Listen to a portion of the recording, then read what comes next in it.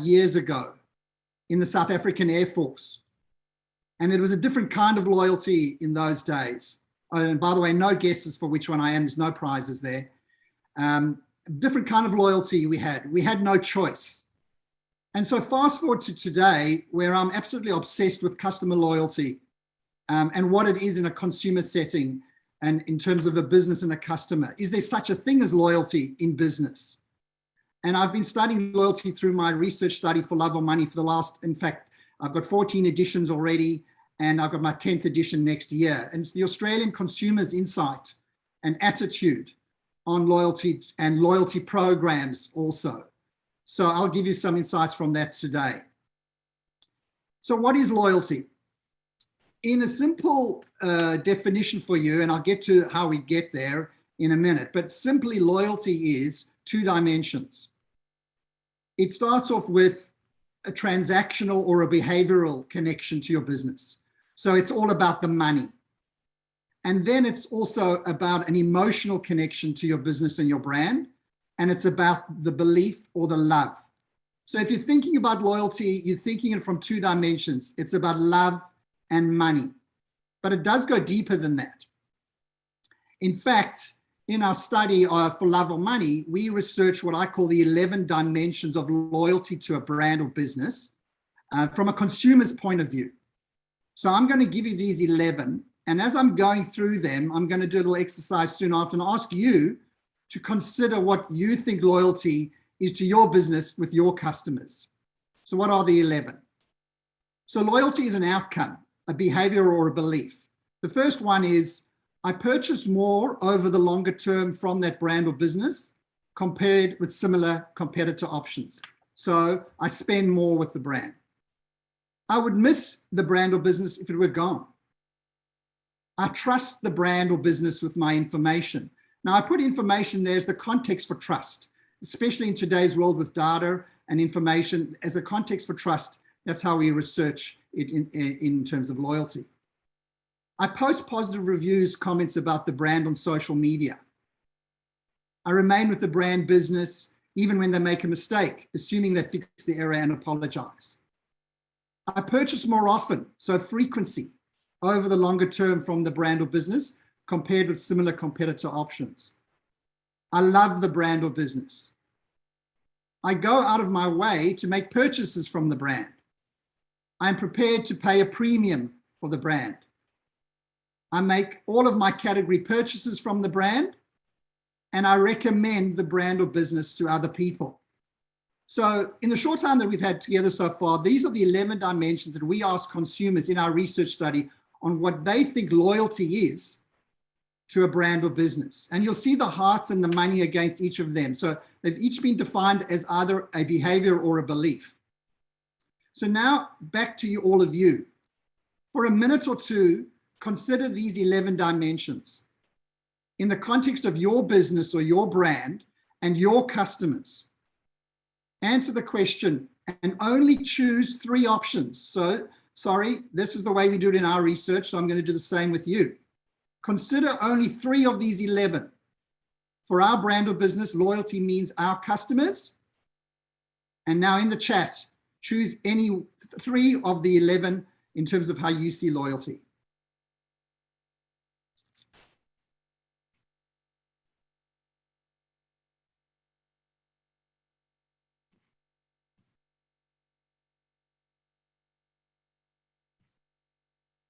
Okay, I'm hoping to see some numbers. Team, have we got some comments coming in the chat?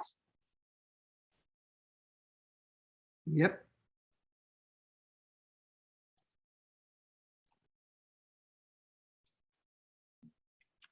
Three, 8, and 11. Spend more, purchase more often, and 11, trust. 5, 2, and 11 from Barbara. 5, recommend our brand. 2, would miss us if we were gone. 11, trust our brand. Trust is all about Ivan. He chooses 1. Fed is 4, 8, and 7. Love, purchase more often, and 7, go out of their way. Trust for Karen. Great. Choosing 3 would be great if you can. 5, 11, and 10, Julian. 5 for recommend.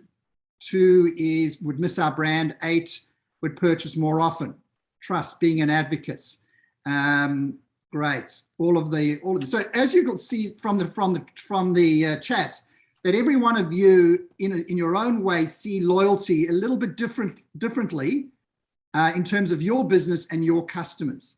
And therein lies the process about understanding what loyalty is for you and your customers, because there's a reason. But before I give you the reason, when we ask consumers what they think loyalty to the brand is, and we ask them for only 3 options, when we rank and rate the answers in our studies, we find overwhelmingly consumers see loyalty as transactional. They see loyalty to a brand as I purchase more over the longer term from that brand compared with similar competitor options. And they also see it as frequency, again, transactional. I purchase more often. So consumers see loyalty fundamentally from a transactional point of view. And that has been consistent over 5 years. They also then very closely behind see loyalty from a love point of view of loving the brand or business. And then close entwined with that is trust and recommendation. So this has changed and varied a little bit. In fact, in pre-COVID and post-COVID times, I saw a little bit more of an upswing in trust. Hence, it was interesting to see all your comments. However, still loyalty is seen from a consumer's point of view, generally as transactional. And so here is the definition that I'm going to provide you today from what my research and how I see loyalty in a general sense. So loyalty is the intersection of behavior and belief. Behavior is I purchase more and more often over the longer term from the brand. Keywords in there is longer term. So loyalty is not an overnight sensation. It's over the longer term. And belief is about love, trust, and recommendation. You don't recommend a brand or business or an advocate unless you really believe in them and what they do, and they do something right by you. So it is the intersection. It's not only belief, it's not only behavior, it's the intersection of those. And the third circle that goes with it is belonging. So loyalty is simply behavior, belief, and belonging. Belonging is very much a bigger brand purpose, a bigger, what you stand for and how they identify with your brand and your business. Now, in some businesses, there might not be a bigger purpose, but for example, the likes of Patagonia and some of these other big brands, which have got a greater purpose and people really belong to their brands. Behavior, belief, and belonging are the 3 circles of loyalty. So maybe what you're asking yourself now is, well, why should you even care about this? Well, why is it important to know what loyalty is? My call out here is when you know what loyalty is to your brand or business, then you will know why it's important and what you need to do to generate that loyalty. And I'm sure you're now all thinking, well, what can we do to generate behavior, belief, and belonging? And there's not one single thing you can do. There's multivariate things you can do, of which a loyalty program certainly is an option. So back to why is it important? Loyalty is behavior, belief, and belonging. Behavior is about the money. Belief is about the love. If you have the love, you'll get the money. It's as simple as that. But yes, underneath it, there's lots of work to do. Again, when you know what loyalty is to your brand or business, then you will know why it is important and what to do to generate that loyalty. Okay, so hopefully you've got a sense of what loyalty is. And now we'll get into why bother with customer loyalty. Is it worth the investment? And I'd like to share with you a framework to consider. And it starts with, most of you would know the customer life cycle in terms of how customers come into your business and how they engage with you and potentially leave or when you get them back. And it's important to consider this because loyalty sits in a certain space of your customer life cycle. You start off with awareness, it gets to acquisition, you onboard your customers, you grow them, you retain them, you drive advocacy, and you win them back. Loyalty sits in that growth, retention, advocacy area of your life cycle. But you need to think about your customers versus the revenue you generate versus the relationship you have. So in the awareness phase, they're prospects. You've got no revenue from them yet, and they don't really know you or trust you. In the acquisition onboarding phase, they're new customers to your brand or business. It's new revenue. They've just started to get to know you and trust you. And then we get into the beautiful space of loyalty, where you've got your existing active customers. And the three revenues there are, you've got growth revenue and retained revenue, which is when they know and trust you, and referral revenue, which is when they love you enough to tell others. And we mustn't forget about win back. That's a huge opportunity for businesses when customers go a little bit quiet and you drive them back into your business. They did love you for some reason and they may have gone, so how do you get them back? We'll talk about that. So the reason why I share this with you is because understanding where loyalty is in terms of the life cycle is important to really know where you want to invest your money and your effort. And I'm by no means saying that you shouldn't think about acquisition. You've got to fill the funnel, but the abundance of your existing customers is where the growth is.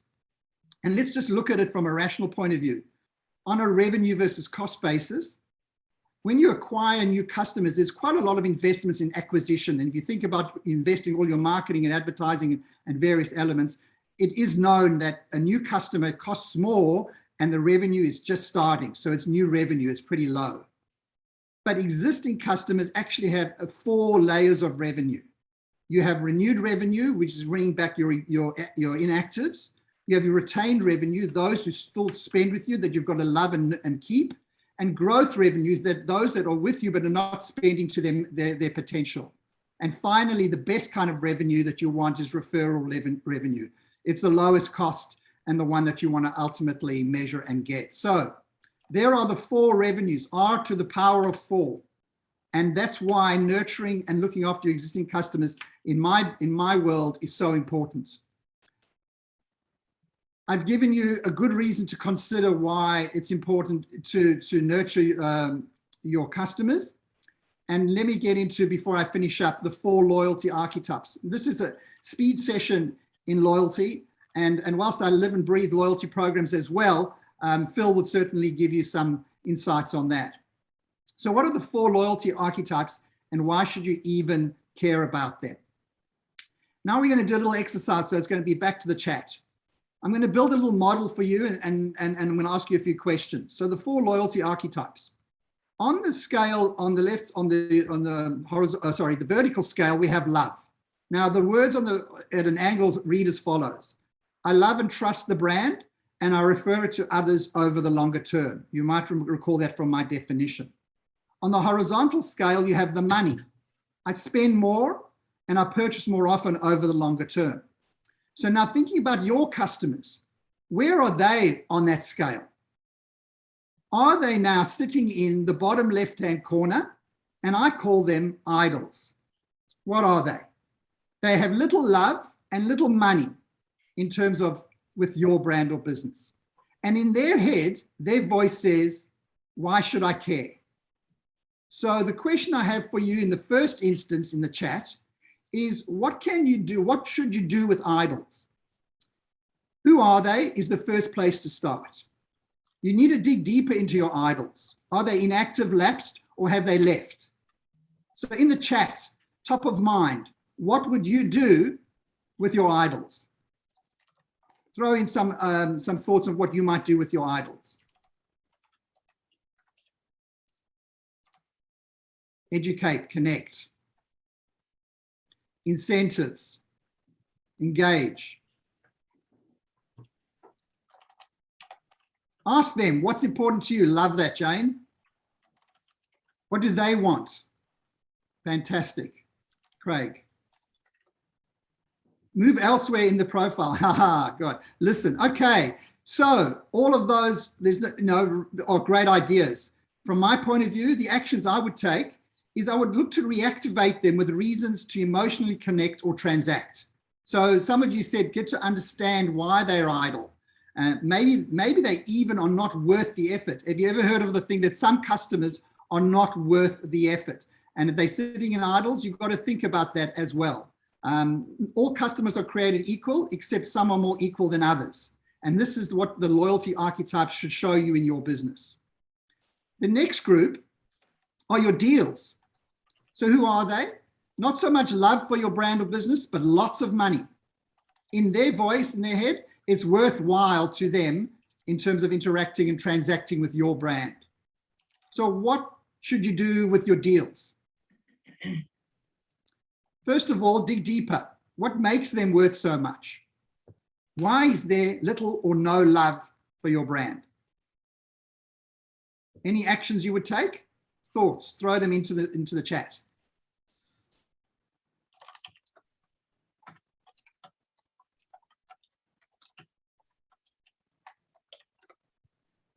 Yeah, find out what drives their purchases. Focus on discounts only. Why did they buy? What are the specifics of the deals they love? Great. So all of that, diving into understanding who your deals are by definition, customers. My actions are retain the money. This is the retention piece, and create more emotional connections. You want some love from them. You want to connect with them emotionally. And all of the how to do that is part of the next phase of strategies and execution, of which, as I said, loyalty programs can help, but we still got to know who they are. Okay, before we finish up, the second last archetype is what I call your influencers. Who are they?